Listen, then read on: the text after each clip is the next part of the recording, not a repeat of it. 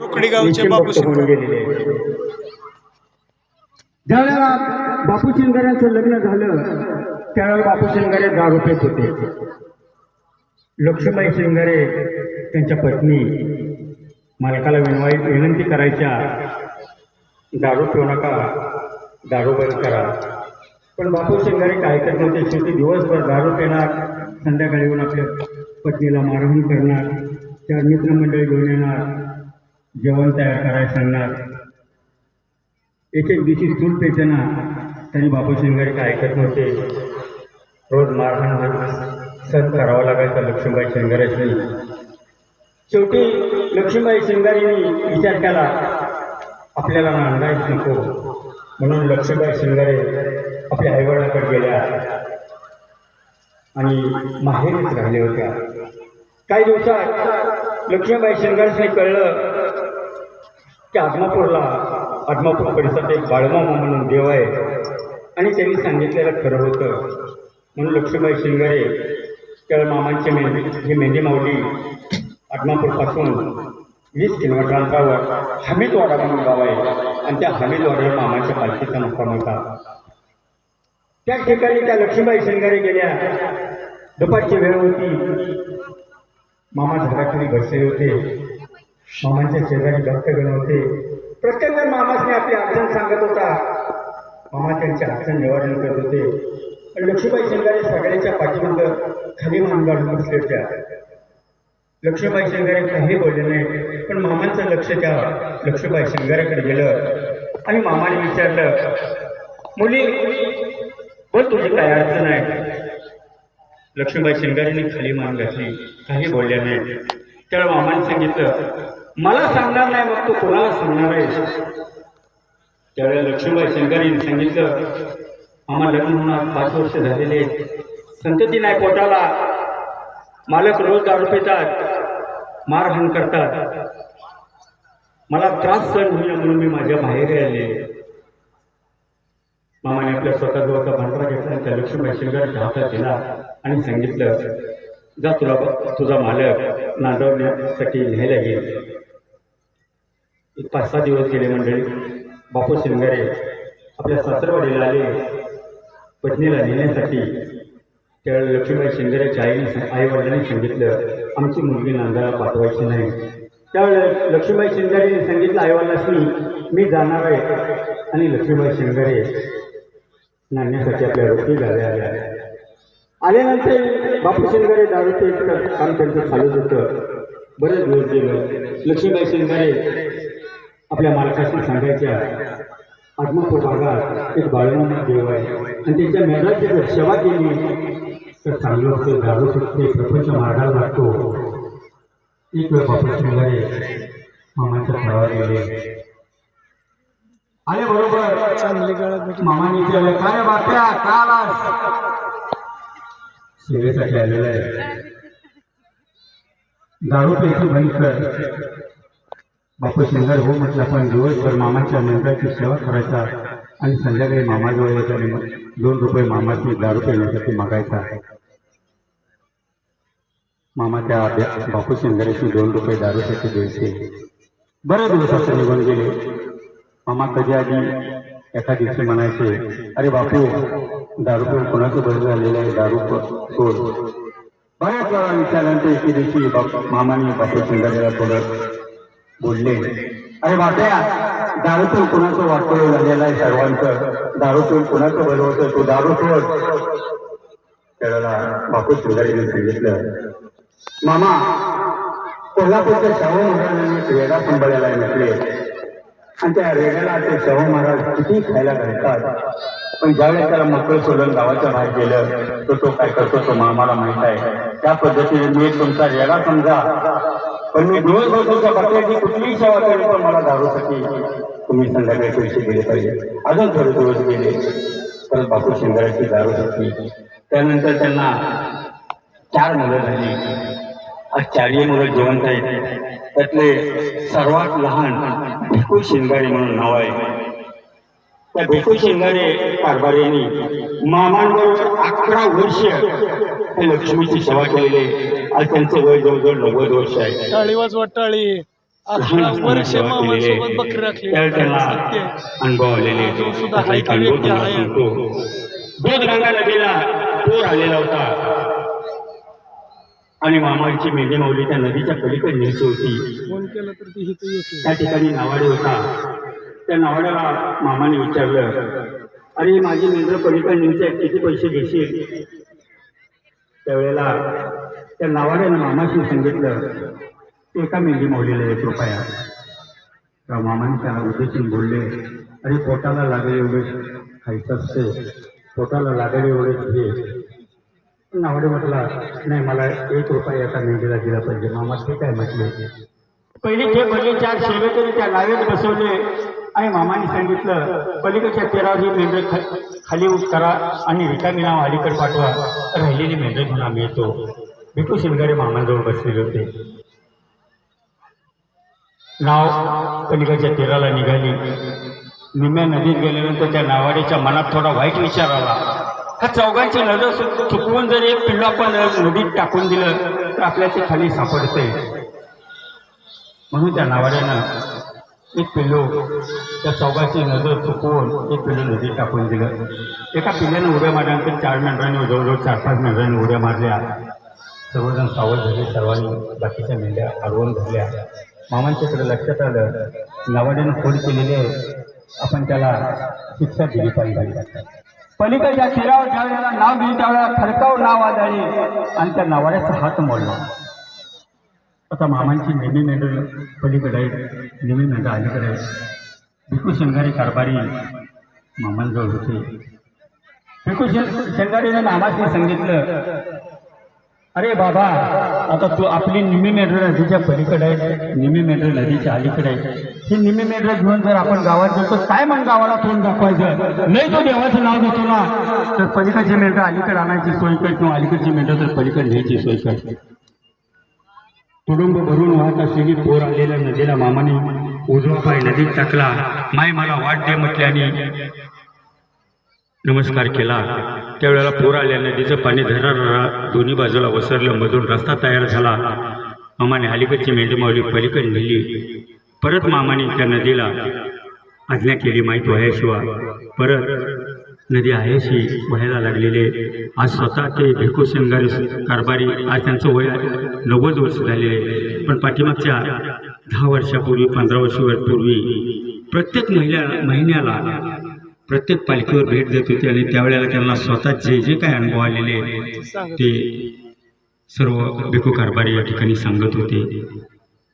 त्यानंतर मामाने समाधी घ्यायच्या अगोदर असे कर्नाटक भागातून एक दिंडी पंढरपूरला चाललेली होती.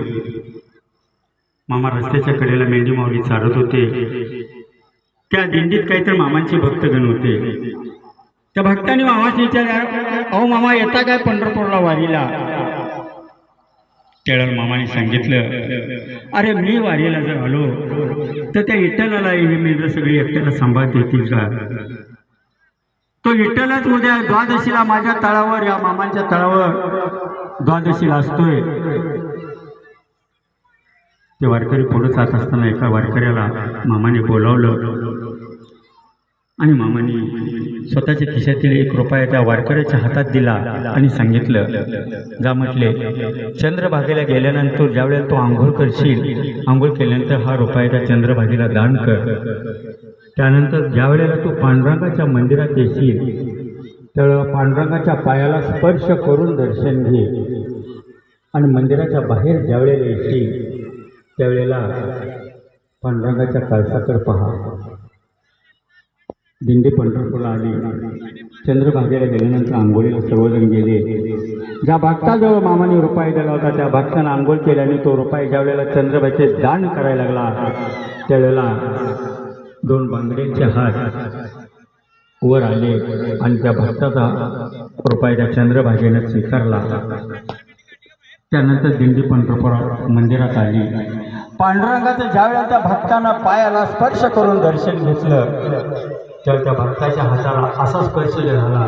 एक लहान 6 महिन्याचं मूल असतं, त्या लहान मुलाचं जसं पाय कोवळे असतात त्या पद्धतीनं त्या भक्ताला स्पर्श झाला.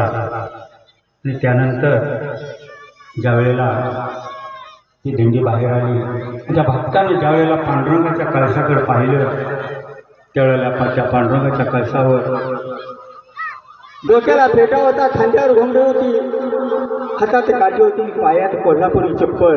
मामा स्वतः त्या पांडुरंगाच्या कळसावर बसले होते. त्या भक्ताला मामाने स्वतः दर्शन दिलेलं आहे. त्यानंतर दिंडी ज्या वेळेला परत आली, त्यावेळेला भक्तांनी मामांची भेट घेतली, मामांचं दर्शन घेऊन सांगितलं, मामा खरंच तुम्ही देव आहात.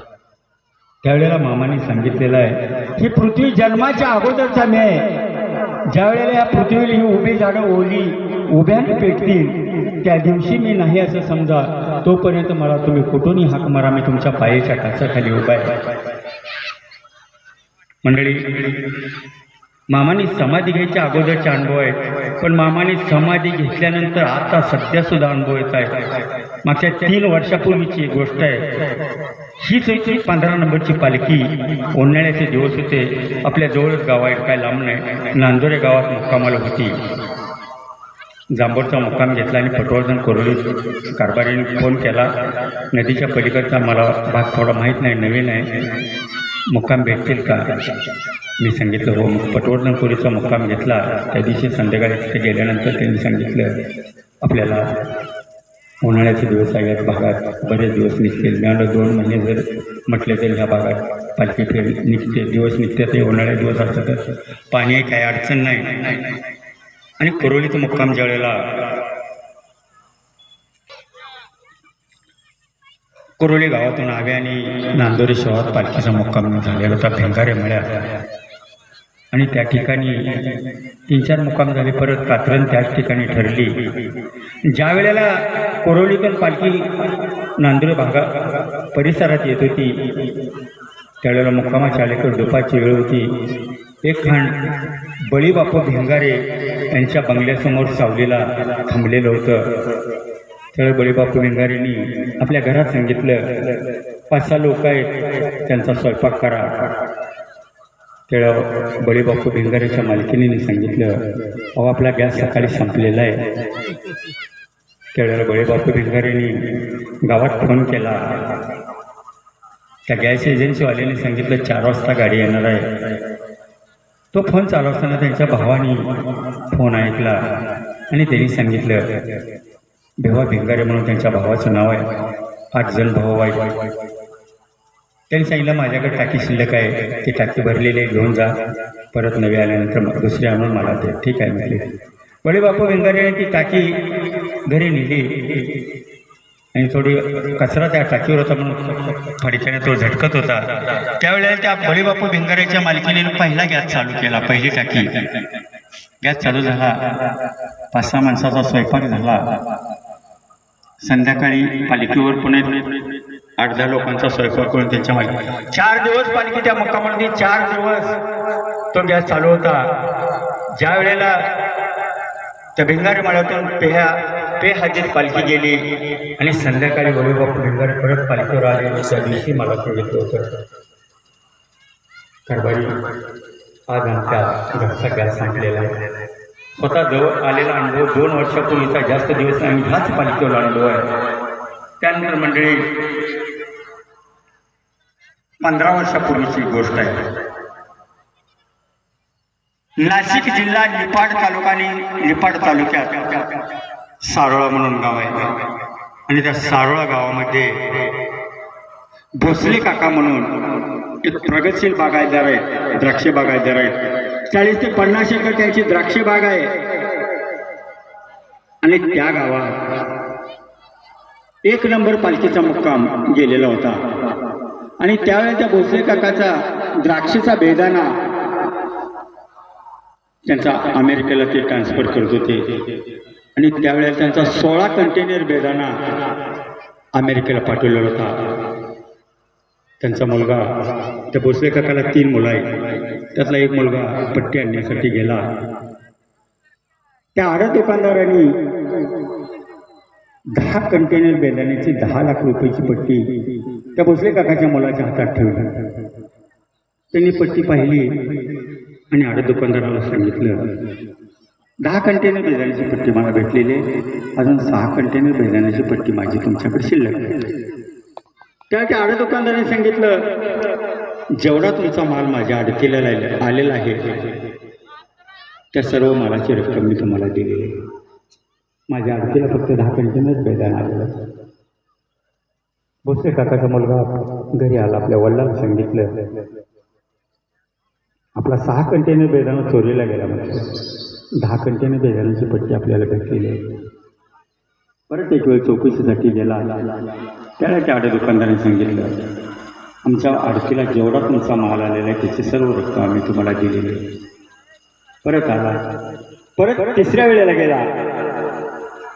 त्या आड दुकानदाराने सांगितलं, तुम्हाला मी 3 वेळा सांगितलेलं आहे, माझ्या अडकीला जेवढा माल आलेला आहे तेवढा मालाची रक्कम मी तुम्हाला दिली आहे, आणि तुम्ही परत येऊन सारखं परत येऊन तुम्ही आम्हाला त्रास देताय. परत आला तर जिवंत जायचं नसेल तरी. मुलगा आला, आपल्या भोसले काकाने वडिलांना सांगितलं, चोरीला गेलेला माल गेला, मला या वेळेस त्या आड दुकानदाराने धमकी दिलेली आहे, त्यामुळे मी आता काही परत जाणार नाही.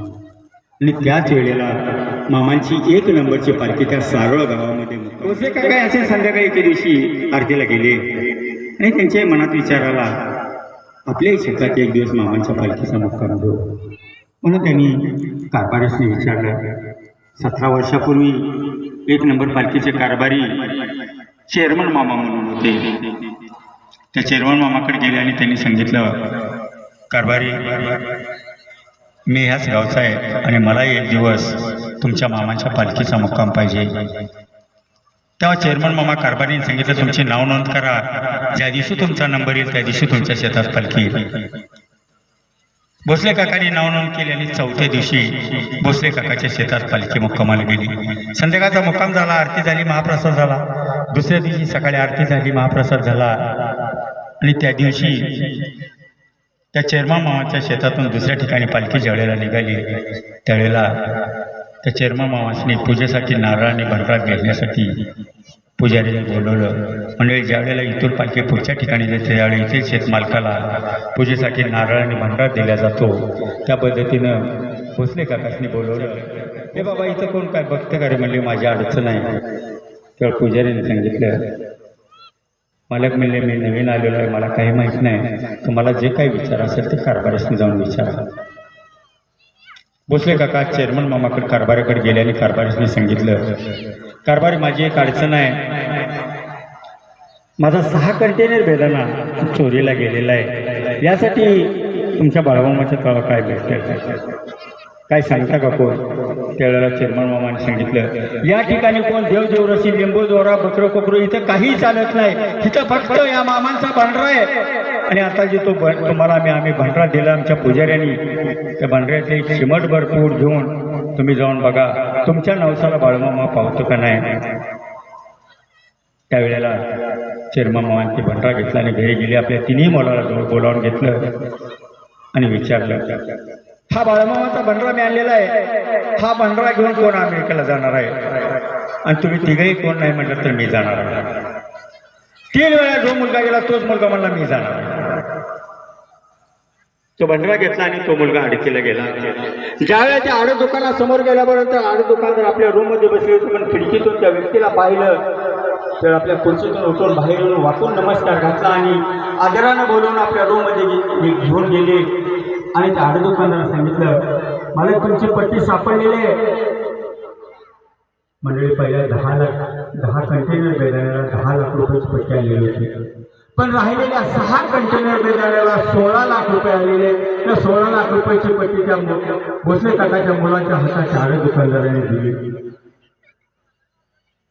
ती पट्टी घेऊन मुलगा आपल्या घरी आला. आपल्या वडिलांनी सांगितलं, ज्यावेळेला मी त्या आरतीच्या आड दुकानासमोर गेलो त्यावेळेला आड दुकानदाराने आपल्या खिडकीतून मला पाहिलं आणि बाहेर येऊन वाकून नमस्कार घालून आदरानं बोलून मला सांगितलं, तुमची मला पट्टी सापडलेली आहे, पण आपल्या पहिल्या 10 कंटेनरला 10 लाख रुपये आले होते, पण राहिलेल्या 6 कंटेनर बेदाण्याला 16 लाख रुपये आले. त्या दिवशी मामांची पालखी त्या सारोळे गावामध्ये होती. भोसले काका संध्याकाळी आपल्या घरातील सर्व मंडळीला घेतले आणि आरतीला गेले. आरती घेतली, महाप्रसाद घेतला आणि कारभारीची भेट घेतली आणि कारभारीने विचारलं, बाळूमामा माझ्या नवसाला पावलेले ते या ठिकाणी मला काहीतरी दान द्यायचं आहे. तर कारभारीने सांगितलं, तुम्हाला जे काय दान द्यायचं असेल त्या दक्षिणा पेटीत दान करा. तर भोसले काकांनी कारभारीने सांगितलं, माझं इथं काहीतरी नाव राहिलं पाहिजे, यासाठी मला दान करायचं आहे. तेव्हा कारभारीने सांगितलं, ही लक्ष्मी अंधारात आहे, याच्यासाठी तुम्हाला काय जर करता येत असेल तर बघा. भोसले काका संध्याकाळी घरी गेले, सकाळी आले, आरती घेतली, महाप्रसाद घेतला, कारभारीने घेतलं आणि पुण्याला गेले. आणि त्यावेळेला 1.5 लाख रुपयाचं जनरेटर खरेदी केलं आणि त्या 1 नंबर पालखी चालवून अर्पण केलं. मंडळी, ते जनरेटर आज तागायसुद्धा त्या 1 नंबर पालखीमध्ये आहे. त्या 6 महिन्यापूर्वी त्या ठिकाणी ते जनरेटर अजून त्या कारभाराच्या घरीच आहे. 19 नंबर पालखीवर पाठवायचं आहे. त्या ठिकाणी नवीन जनरेटर ह्या 6 महिन्यापूर्वी घेतलेलं आहे. तर म्हणजे असं हजारो प्रसंग आहेत मामांचे.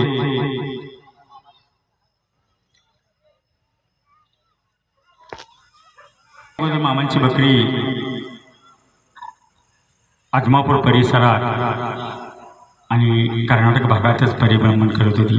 आजमापूर पासून फक्त 15 किलोमीटर अंतरावर कापशी म्हणून गाव आहे आणि कापशी गावाशेजारी सौंदती म्हणून एक डोंगर आहे आणि त्या सौंदतीच्या डोंगरावर यल्लामा देवीचं एक मोठं मंदिर आहे. आणि त्या यल्लामा देवीची प्रत्येक वर्षी यात्रा भरते. त्या यात्रेत त्या यल्लामा देवीला बोकडाचा नैवेद्य लागतो म्हणून हजारो बकरी त्या ठिकाणी कापल्या जातात, रक्ताचे पाठ होतात. एक वर्षी अशीच यात्रा भरलेली होती. मामांची पालखी त्या सौंदती या डोंगराच्या पायथ्याला चरत होती, मुक्कामाला होती. आणि मामाने सांगितलं, कोणीतरी वरती यात्रा भरलेली आहे, हजारो बकरी कापल्या गेलेल्या आहेत, त्या ठिकाणी रक्ताचे पाठ वाहत आहेत. मामाने विचार केला. मामा म्हटले, कसली बोकडं खाणारी देवे मला बघायचं आहे. म्हणून मामाने ही लक्ष्मी आपल्या सेवकांच्या ताब्यात दिली आणि डोंगर चढून वर गेले. तुडुंब यात्रा भरलेली, त्या यात्रेतून मामा सरळ मंदिराकडे गेले. ज्या वेळेला मामाने त्या यल्लामा देवीच्या मंदिरात आत प्रवेश केला, त्यावेळेला त्या यल्लामा देवीच्या मूर्तीच्या पाठीमागं 5 फड्याचा भुजंग सर्प फणा काढून बसलेला होता. मामांची नजर त्या सर्पाकडे गेली, सर्पाची नजर मामांकडे गेली. दोघांची एकमेकाकडे दृष्टादृष्ट झाली आणि मामा मंदिरातून बाहेर आले. तो सर्पही मंदिरातून बाहेर आला. मामा त्या यात्रेतून डोंगर उतर आपल्या मेंढी माऊलीकडे गेले. मामांच्या पाठीमागं सर्प आला. मामा पुढे मेंढी माऊलीला चालत गेलं. मामांच्या पाठीमागं सर्प यायचा. संध्याकाळी मुक्काम असा झाला तर सर्प लांब थोडा थांबायचा. 4 दिवस ही परीक्षा घेतली आणि मामाने एक दिवशी त्या सर्पाला विचारलं, का रे म्हणजे मी जातीने धनगर आहे, मी रोज या गावानं त्या गावावर जाणार आहे आणि तू माझ्या पाठीमागं असा किती दिवस फिरत राहणार आहे. मंडळी, तरी त्या सर्पानं ऐकला. सर्प मामांच्या पाठीमागे येत होता. परत एके दिवशी मामाने त्या सर्पाला घेतला, आपल्या खांडातील एक शेळी घेतली आणि कापशी गावापासून 35 किलोमीटर अंतरावर आपलं जन्मभूमी गाव अक्कोळ शेळीला आणि त्या सर्पाला घेऊन आले. घरी आल्यानंतर अंगणात शेळी बांधली. समोर एक रिकामी रूम होती, त्या रूममध्ये त्या सर्पाला ठेवलं. घरी 2 भाऊ होते, भीमा आणि भैरू नावाचे, आणि बहीण होती गंगू नावाची. मामा भावाशी काही बोलले नाही, पण बहिणीला सांगितलं, एका मी सौंदती या डोंगरातून एक सर्प आणलेला आहे, समोरच्या खोलीत ठेवलेला आहे आणि आपल्या खंडातील शेळी आणलेले अंगणात बांधलेले. तुला एक काम सांगतो, म्हणजे 3 दिवस सकाळी लवकर उठायचं, कोणालाही न बोलता आंघोळ करायची, न बोलता त्या शेळीचं दूध काढायचं आणि न बोलता त्या सर्पाला दूध पाजायचं. हे जर तू काम केलंस तर हे अक्कोळ गाव पाहण्यासाठी संपूर्ण जग येईल. मामांची बहीण गंगू हो म्हटली आणि मामा बकऱ्यात गेले. पहिल्या दिवशी गंगू लवकर उठली, न बोलता आंघोळ केली, त्या शेळीचं दूध काढत होती. त्यावेळेला शेजारीने जागी झाली होती. शेजारीने गंगूच्या अंगणाकडे पाहिलं तर गंगू शेळीचे धार काढते, दूध काढते. शेजारीने वाटलं कुठतर आज गंगू लवकर उठली, तर गावाला जायचं विचारात आहे, म्हणून शेजारीने काही बोलली नाही. गंगूने ते दूध काढलं. सर्पाच्या खोलीचा दरवाजा उघडला आणि त्या सर्पाला दूध ठेवलं, दरवाजा बंद केला. दुसऱ्या दिवशी सकाळी गंगू लवकर उठली, आंघोळ केली, न बोलता त्या शेळीचं दूध काढत होतं. दुसऱ्या दिवशी ती शेजारीने जागी झाली होती. त्या शेजारीनं पाहिलं, आजही गंगू त्या शेळीचं धार काढते. 2 दिवस झालं गंगू लवकर उठते का आणि कुठं जाते म्हणून शेजारीनं हाक मारून विचारलं, गंगू कालही तू लवकर उठली ती आजही लवकर उठली, कुठं गावाला जायचं विचारत आहे का? गंगू न बोलता शेळीचे दार काढत होती. ती शेजारी स्वतःच्या अंगणातून गंगूच्या अंगणात येऊन उभी राहिली. गंगूनं ते दूध काढलं आणि सरपाच्या खोलीकडे चालली तर शेजारीनं आडवी उभा राहिली, हाताला धरून म्हणली, गंगू तू का बोलत नाही? त्यावेळेला त्या गंगूला बिचारीला बोलणं भाग पडलं. गंगूने सांगितलं, बाळूने एक सौंदर्य डोंगरातून सर्प आणलेला आहे, सर्प खोलीत ठेवलेला आहे आणि खंडातील एक शेळी आणली ती समोर बांधलेली आहे. पण मला एक काम सांगितलं, म्हणले 3 दिवस सकाळी लवकर उठायचं, कोणालाही बोलायचं नाही, न बोलता आंघोळ करायची, न बोलता शेळीतून दूध काढायचं आणि न बोलता त्या सर्पाला दूध पाजायचं. हे जर मी केलं तर 3 दिवस जर केलं तर हे आपला अक्कल गाव पाहण्यासाठी संपूर्ण जग येईल म्हणून सांगितलेलं आहे. शेजारीने ऐकलं आणि शेजारीने आपली निवड गेली. गंगूने ते दूध घेतलं आणि सर्पाच्या खोलीकडे गेली. ज्यावेळेला त्या सर्पाच्या खोलीचा दरवाजा उघडला त्यावेळेला सर्प फणा काढून अंगावर आला. गंगू ओरडली. तिचे 2 भाऊ जागे झाले, भीमा आणि बहिरू. दोघांनी 2 काट्या घेतल्या आणि म्हणजे या येड्या बाळ्याला काही कळत नाही, म्हणजे डोंगरातून बाहेर गावावरून काही घरी घेऊन येतो म्हणून एका भावानं त्या सर्पाच्या कंबरट्यात काठी मारली, सर्पाचं कंबरचं मोडलं. दुसऱ्या भावानं सर्पाच्या मस्तकात काठी मारली, सर्प मरण पावला. ज्या वेळेला त्या सर्पाच्या अंगावर काट्या पडत होत्या त्यावेळेला मामांच्या अंगावर वळून पडत होते. मामा जमिनीवर धरतीवर गडगडा लोळत होते. घरी काहीतरी घात झाला असं मामाच्या तोंडून आवाज गेला. मामाने आपल्या भक्तगणांच्या स्वाधीन बकरी केली, लक्ष्मीला ताब्यात दिलं आणि घरी आले. घरी ज्यावेळेला त्या आल्यानंतर जो प्रकार पाहिला त्यावेळेला मामाने सांगितलं, ज्या भावाने या सर्पाच्या कंबरट्यात काठी मारलेले त्या भावाचं 6 महिन्याच्या आत कंबरटं मोडल्याशिवाय राहणार नाही. आणि ज्या भावाने या सर्पाच्या मस्तकात काठी मारली आणि सर्प मारला तो भाव 11 महिन्याच्या आत मरण पावल्याशिवाय राहणार नाही. आणि बहिणीला सांगितलं, अक्का मी तुला सांगितलेलं होतं, तू माझा ऐक नाही, तुझा वंश वाढणार नाही. 2 भाऊ काही बोलले नाहीत, पण बहिणीनं सांगितलं, बाळू तुम्हाला शाप देऊ नको, तुम्हाला उशाप दे. त्यावेळेला मामाने सांगितलं, अक्का प्रत्येक वर्षी तो या सर्पाचं वर्ष श्राद्ध तुझ्या घरी घालायचं. मंडळी आज तागायत त्या गंगूच्या घराण्यात प्रत्येक वर्षी त्या सर्पाचं वर्ष श्राद्ध घातलं जातं. 2 भाऊ काही बोलले नाहीत. 6 महिन्यात एका भावाचं कंबरटं मोडलं आणि 9 महिन्यात दुसरा भाऊ मरण पावलेला आहे. मामाने घरच्याची सुट्टी दिलेली नाही, तो मामाला काय देणार आहे? मामाने सांगितलेलं आहे, करशीला शेवा तर खाशीला मेवा, नाही तर थोबाडीत खाशीला. जर माझ्या या लक्ष्मीला जर कोणी मारलं तर 6 महिन्याच्या आत त्याचा हात नाही तर पाय काढल्याशिवाय राहणार नाही आणि जगाला बाळू धनगर नाव सांगणार नाही. ज्या वेळेला मामाने समाधी घ्यायची ठरवली त्यावेळेला मामाने भक्तगणाशी बोलवलं, गावकरी मंडळी बोलवली. दुपारीची वेळ होती. मामा मरगोबाईच्या मंदिरात बसले होते. त्यावेळेला गावकरी मंडळींनी भक्तगणाशी सांगितलं, अरे मी आता जाणार आहे आणि माझी मेंढरं तुम्हाला सांभाळावं लागतील. त्यावेळेला गावकरी मंडळाने भक्तगणांनी सांगितलंय, ए बाबा तुझी मेंढरं काय मला सांभाळता येणार नाही, तुझी मेंढरं विकतो आणि निपाणी शाळा बांधून शाळेवर तुझं नाव देतो. त्यावेळेला मामाने सांगितलं, माझी मेंढरं विकायची नाही, तुम्हाला जर मेंढरं राखता येत नसते. त्यावेळेला मामांकडे राजा नावाचा घोडा आणि भीम्या नावाचं कुत्रं होतं. तुम्ही उद्या बघा म्हणले त्या राजाला त्या भीम्याला सांगा की माझी मेंढरं सांभाळवणार. दुसऱ्या दिवशी गावकरी मंडळींनी ती मेंढरं वाघळीतून बाहेर काढली आणि सोडून दिली. मंडळी घोडं पुढं जात होतं, मेंढरं पाठीमागं जात होती, कुत्रं त्याच्या पाठीमागं होतं. मेंढरं जर पिकात गेली तर कुत्रं भोकायचं, मेंढरं बाहेर उभा राहायची. हा दिवसभर गावकरी मंडळींनी भक्तगणांनी प्रकार पाहिला. संध्याकाळी परत मामासनी बोलावलं.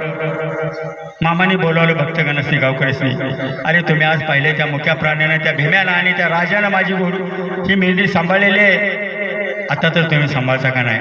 त्या दिवशी गावकऱ्यांनी सांगितलं, मामा तुझी मेंढरं आम्हाला सांभाळता येणार नाही, तुझी मेंढरं विकतो आणि तुझं समाधी मंदिर बांधतो. त्यावेळेला मामाने सांगितलं, रांडच्या तुम्ही काय माझं समाधी मंदिर बांधणार आहे? सगळं जग मिळून माझं समाधी मंदिर बांधणार आहे. चैन भस्मासुराचा अवतार घेऊन एक राजा बाळू धनगराचा बाळा चारी दिशा फिरून माझ्या मंदिरावर येईल आणि माझ्या मंदिराला सोन्याच्या पायऱ्या बसवत आणि त्याच्यावर माझं भक्तगण माझ्या दर्शनाला येतील. जर तुम्हाला ही जर मेंढर सांभाळता येत नसतील तर उद्या त्या आदमापूरच्या डोंगरात हाणून लावा. तिथल्या जर दगडाला नाही मेंढर राखली तर मी जगाला बाळू धनगर नाव नाही सांगणार. मंडळी, गावकरी मंडळीने दुसऱ्या दिवशी त्या आदमापूरच्या डोंगरात त्या मेंढी माऊलीला सोडून दिलं. पिकात मेंढर गेलं तर दिवसभर पुढं दगड त्यांच्या पडायची, उड्या मारायची. मेंढी माऊली त्या दगडाला घेऊन परत यायची. दिवसभर हा प्रकार पाहिला. परत संध्याकाळी मामानी गावकरी मंडळीला भक्तांनाशी बोलावलं आणि विचारलं, हे बाबांनो, आता तरी काय करता ते सांगा. त्यावेळेला गावकरी मंडळीने सांगितलं, मामा, जोपर्यंत आम्हाला तुमची मेंढर सांभाळते तोपर्यंत सांभाळते. त्या दिवशी मामाने सांगितलेलं आहे, जोपर्यंत तुम्हाला ही माझी मेंढर माझी लक्ष्मी सांभाळतील तोपर्यंत सांभाळा. ज्या दिवशी तुम्हाला सांभाळतो येणार नाही त्या दिवशी त्या आदमापूरच्या डोंगरात हाणून लावा. तिथं जर माझ्या मेंढराशी जर दगडाने नाही राखलं तर जगाला बाळू धनगर नाही नाव सांगणार. मंडळी, समुद्राची साई केल्याने पृथ्वीचा कागद जरी केला आणि सरस्वती माता जर लिहिण्यासाठी बसली तर मामांचे चारित्र्य सांगणं अपुरं राहणार आहे. आरतीची वेळ झालेली आहे. आरती वेळ घेऊया. लांबून लोक आलेले.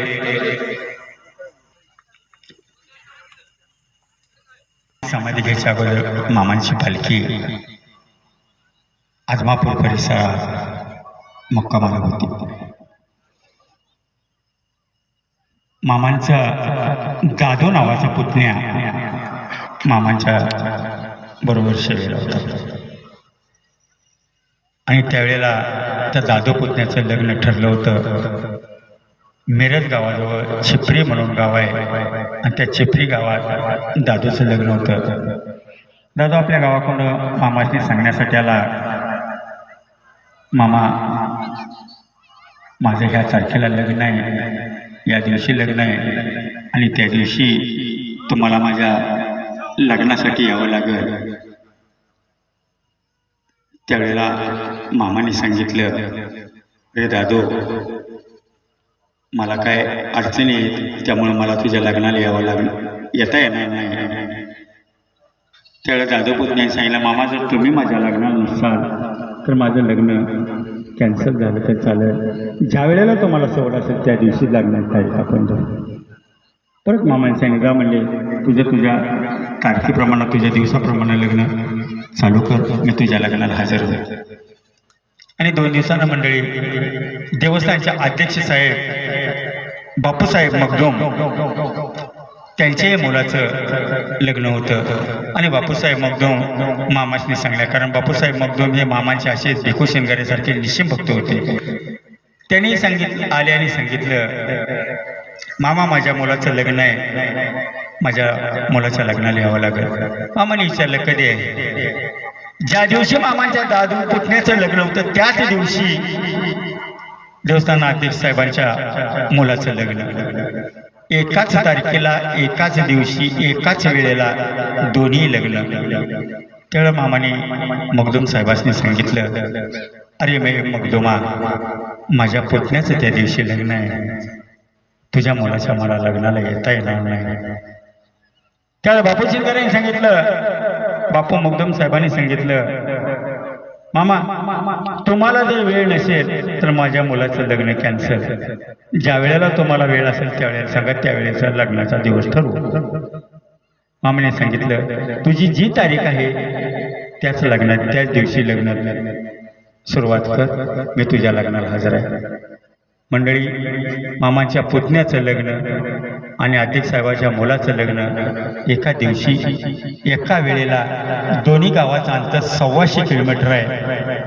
आदमापूरपासून 7 ते 8 किलोमीटर पूर्वेला नरतड म्हणून गाव आहे. त्या ठिकाणी अध्यक्ष साहेबांच्या मुलाचं लग्न होतं आणि मिरज तालुक्यात चिपरी म्हणून गाव आहे, त्या ठिकाणी मामांच्या पुतण्याचं दादूचं लग्न होतं. लग्नाचा दिवस होता.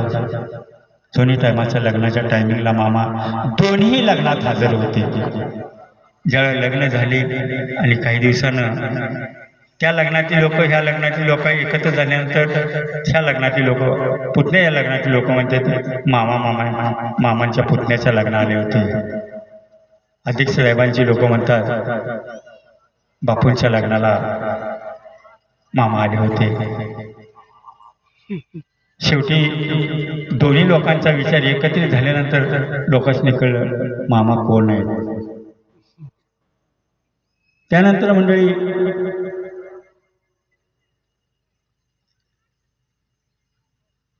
ज्यावेळेला मामाने समाधी घ्यायच्या अगोदर मामा ज्यावेळेला लहान होते त्यावेळेला मामांचं लग्न करायचं मामांच्या आईवडिलांनी सांगितलं, ठरवलं. मामांचे वडील मायाप्पा आणि आई सत्यवा, सुंदराबाई म्हणत होते पण मामाच्या आईचे नाव सत्यवा होते. त्यांनी विचार केला म्हणजे आता मुलगा थोडं मामा अगोदर लहानपणी वेड्यासारखं वागत होते, त्यामुळे त्यांनी आईवडिलांनी विचार केला लग्न केल्यानंतर तरी बाळ सुधारेल म्हणून त्याचं लग्न करूया. आता लग्न करायचं मुलगी कोणाची करायची. त्यावेळेला त्यांच्या मनात विचार आला आणि त्यांनी दोघांनी आईवडिलांनी विचार केला म्हणजे आपलीच मुलगी गंगू आहे आणि गंगूलाही मुलगी होती सत्यवाच, त्यांच्याशी आपण विचारून लग्न करूया. मग मायाप्पांनी आपल्या जावयाला हिराप्पा खिल्लारे त्यांचे जावई होते, त्या हिराप्पा खिल्लारेला आणि आपल्या गंगू मुलीला बोलावून घेतलं आणि विचारलं तुमची मुलगी वाढवला देता का. हिराप्पा खिल्लारे म्हटले हो देतो. लग्न ठरलं, मामाशने बोलावून घेतलं आणि सुरुवात केली विचारायला. बाळू गंगूची मुलगी तुला द्यायची आहे आणि लग्न ठरलेलं आहे. त्यावेळेला मामाने आपल्या वडिलाला सांगितलं ए बा माझं काही लग्न करू नका, माझ्यासारख्याचा प्रपंच कडेला जात नाही. तरी लोकांनी ऐकलंय. शेवटी हिराप्पा खिल्लारे आपल्या जावायला म्हणून मामासने बोलले अरे बाळू तुझं लग्न लावल्या बिगर मी इथून जाणार नाही. त्यावेळेला मामांच्या तोंडून शब्द गेला माझं जर जबरदस्तीने लग्न करतात तर माझ्या मांडवातूनच कोणाचं तरी मरे जाईल. तरीही मंडळी कोणी ऐकलं नाही. शेवटी लग्नाची तारीख ठरली. मामांच्या डोक्यावर अक्षता पल्ला. आलेले सर्व भक्त मंडळी, आलेले वराड पाहुणे मंडळी सर्वांनी जेवण केलं आणि ज्या वेळेला शेवटी राहिलेले मामांचे सासरे हिराप्पा खिल्लारे, मामांचे वडील मायाप्पा, जे काही ठराविक लोक राहिले ते मंडपात जेवणासाठी बसले. अचानक हिराप्पा खिल्लारेसनी अटॅक आला. अटॅक आल्यानंतर हिराप्पा खिल्लारेंनी सांगितलं बाळूला बोलवा. बाशिंगासहित मामासनी जवळ पुढं आणलं आणि हिराप्पा खिल्लारेंनी सांगितलं बाळू तो बोलतोय ते खरं आहे, मी आता जाणार आहे, माझा प्रपंच तुला सांभाळावं लागेल, मला तू वचन दे. त्याला मामाने वचन दिलं हो म्हणले सांभाळेल. आणि त्याच वेळेला हिराप्पा खिल्लारेंनी जीव सोडलेला. मामांच्या लग्नातच मामांचे सासरे मरण पावलेले. त्यानंतर बरेच दिवस निघून गेले. मामांची मंडळी सत्यवा 7 महिन्याच्या गरोदर होत्या आणि त्यावेळेला अक्कोची यात्रा आलेली होती. संध्याकाळी आरती झाली, महाप्रसाद झाला, भक्त मंडळी सर्वजण जेवण केली आणि त्यावेळेला मामांची सासू सत्यवाची आई म्हणजे मामांची बहीणच गंगू ही आपल्या मामाच्या तळावर आपल्या मुलीकडे आलेली होती. दोघींनी माहितीने विचार केला म्हणजे आपण उद्या अक्कोच्या यात्रेला जायचं. मामासनी संध्याकाळी आपल्या पत्नीने विचारलं उद्या अक्कोची यात्रा आहे, मी आणि आई उद्या अक्कोच्या यात्रेला जाणार आहे. त्यावेळी मामाने सांगितलं 12 किलोमीटर अंतर आहे, आता ह्या अशा वेळेला तुला चालत जाणं बरोबर नाही, तू जाऊ नको मी जाऊ नको. पण मंडळी मामांची पत्नी अशीच हट्टी होती, काही झालं तरी चालेल पण मी लग्नाला जाणार, यात्रेला जाणार आहे. शेवटी सकाळी लवकर दोन्ही मायलेकी उठले, आपल्या तळावला कामधंदा आटोपला आणि यात्रेला जाण्यासाठी निघाले. 2-3 किलोमीटर अंतर गेले असतील. रस्त्याला एक सर्प आडवा आला. त्या सर्पाला भिवून रस्त्याने दुसऱ्या रस्त्याने जाण्याचा प्रयत्न केला. त्याही रस्त्याला सर्प आडवा आला. परत आल्या 3ऱ्या रस्त्याने जाण्याचा प्रयत्न केला. त्याही रस्त्याला सर्प आडवा. माघारी फिरल्या वेळेला मामाच्या पत्नीच्या पदरात बोराटीचा काटा अडकला होता. त्या सर्पाला घेऊन दोन्ही मायलेकी तळावर आल्या. दुपारची वेळ होती. मामा एका झाडाखाली बसले होते. आल्याबरोबर आम्ही पत्नीने विचारलं, पत्नीला मामाने विचारलं, काय यात्रेला गेली नाही का? तुला कोणी रस्त्यात पदर ओढला का? काय तर बोलता म्हणजे बोराटीच्या काट्यात पदर अडकला होता, मग तू यात्रेला का गेली नाहीस? त्यावेळेला मामाच्या पत्नीला खरं बोलावं लागलं. अहो म्हणले, आम्ही ज्या रस्त्याने जात होतो त्या रस्त्याला सर्प आडवा येत होता आणि त्या सर्पाला भिवून आम्ही परत आलेलो आहे. मामाने बसल्या ठिकाणी फक्त उजव्या साईडला मान केल्याने हाच होता का म्हणून विचारलं. त्याच ठिकाणी तो सर्प बसलेला होता. ज्यावेळेला मामाच्या पत्नीने त्या सर्पाला पाहिलं त्यावेळेला सांगितलं हाच होता. आता तर कळलं का मी कोण आहे? आणि मंडळी, त्याच दिवशी मामांचा असाच एका शेतकऱ्याच्या शेतात मुक्काम होता. जागा बरोबर नव्हती म्हणून मामाने आपल्या तळाभोवती रिंगण ओलवताना रिंगणाच्या कडेने भंडारा टाकला होता आणि संध्याकाळी सर्वांना जवळ बोलावून घेतलं आणि सांगितलं, जागा बरोबर नाही, सकाळी दिवस उजेपर्यंत मी रिंगण ओलेलं त्या रिंगणाच्या बाहेर कोणीही पाऊल टाकायचं नाही. संडासला लघवीला जायचं असेल तर जाग्यावर खड्डा खांदून बसायचं, पण रिंगणाच्या बाहेर पाऊल टाकू नका. सर्वजण मंडळी झोपी गेली. मध्यरात्री मामाच्या पत्नीचं पोट दुखायला लागलं. मग थोडी ती विवळल्यानंतर तिची आई जागी झाली आणि आईने विचारलं काय झालं म्हणून. त्यावेळेला आपल्या आईला त्या मामाच्या पत्नीला आपल्या मुलीनं सांगितलं, आई माझं पोट दुखतंय, थोडं मला बाहेर जावं वाटतंय. आईने आपल्या मुलीला सोबत घेतला आणि रिंगणापर्यंत गेल्यानंतर मामाच्या पत्नीनं मुलीला आपल्या आईला सांगितलं, आई त्यांनी रिंगण ओढलं आणि रिंगणाच्या बाहेर पाऊल टाका नका म्हणून सांगितलेलं आहे. त्यावेळेला आईने सांगितलं, जा म्हणजे त्या येड्या बाळ्याचं काहीतरी कुणी ऐकतं. ज्या क्षणाला मामाच्या पत्नीने त्या रिंगणाच्या बाहेर पाऊल टाकला त्याच ठिकाणी गर्भपात झाला. मामांच्या वंशाला येणारा वेल त्या ठिकाणी खोलल्या गेला. आरडाओरड सुरू झाली. सर्वजण जागे झाले. मामाची सर्व अंतस्थ माहिती होतं. सर्व जागे झाल्यानंतर मामाही जागे झाले आणि मामाने सांगितलं, मी सांगितलं होतं, माझं तुम्ही ऐकलं नाही. इथून पुढं तुमचं तुम्ही बघा आणि माझी मी. त्या दिवशी मामाने प्रपंच सोडला आणि मामा त्यानंतर समाधी घेईपर्यंत एकांतात राहिले. ज्यावेळेला मामाने समाधी घेतली त्यानंतर मामाने समाधी घेताना ट्रस्ट तयार केलेलं आहे. ट्रस्टच्या आधारे मामांचं हे कामकाज सुरू झालं. पण मामांच्या पत्नीच्या आणि पुतण्याच्या लक्षात आलं, एवढा मोठा आदमापुरात परिसर मामांचा आहे आणि मामाने आपला काहीच हक्क नाही, आपण काहीतरी बघितलं पाहिजे. म्हणून त्यांनी हायकोर्टात केस केली. केसीचा निकाल मामांच्या पत्नीच्या आणि पुतणीच्या विरोधात गेला, ट्रस्टच्या बाजूने लागला. त्यानंतर निपाणी गावात एक शिंदे फौजदार म्हणून राहत होते. अक्कोळ गावापासून 8 किलोमीटर अंतर निपाणी. मामाचं जन्मगाव अक्कोळ, दोन्ही गावाचं अंतर फक्त 8 किलोमीटर आहे. मामाची पत्नी आणि पुतण्या त्या निपाणीला आणि त्या शिंदे फौजदारकडे गेले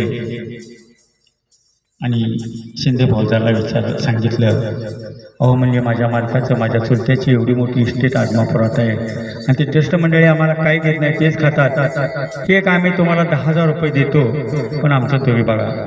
मंडळी, पोलीस लोकांनी तुम्हाला आम्हाला सर्वच माहीत आहे, पोलिसांनी पैसे यापुढं कोणीही कळत नाही. त्यांनाही आनंद झाला त्या शिंदे साहेबाला. त्यांनी ते 10,000 घेतले. म्हणजे का भेटत नाही म्हणले, पत्नी हक्क आहे भेटाय पाहिजे, पुतण्या हक्क आहे भेटाय पाहिजे, उद्या जाऊन बघतो म्हणजे. दुसऱ्या दिवशी शिंदे फौजदार निपाणीहून आदमापूरला आले. मंदिरात आले, सर्वांना बोलावून घेतला आणि विचारायला सुरुवात केली. का रे म्हणले, त्या बाळूमामाचं एवढी मोठी इस्टेट या ठिकाणी आहे, त्याच्या पत्नीला काय तुम्ही देत नाही, पुतण्याला काय देत नाही, तुम्ही सर्वजण खाताय. म्हणजे त्या दिवशी देवस्थानचे ट्रस्टचे अध्यक्ष साहेब देवस्थानच्या काही कामानिमित्त बाहेर गेलेले होते. बाकीच्या ट्रस्ट मंडळी त्या शिंदे साहेबाला सांगितलं, साहेब अध्यक्ष साहेब या ठिकाणी आज नाहीत, आम्ही काही तुम्हाला काही सांगू शकत नाही, अध्यक्ष साहेब आल्यानंतर तुम्ही भेटा.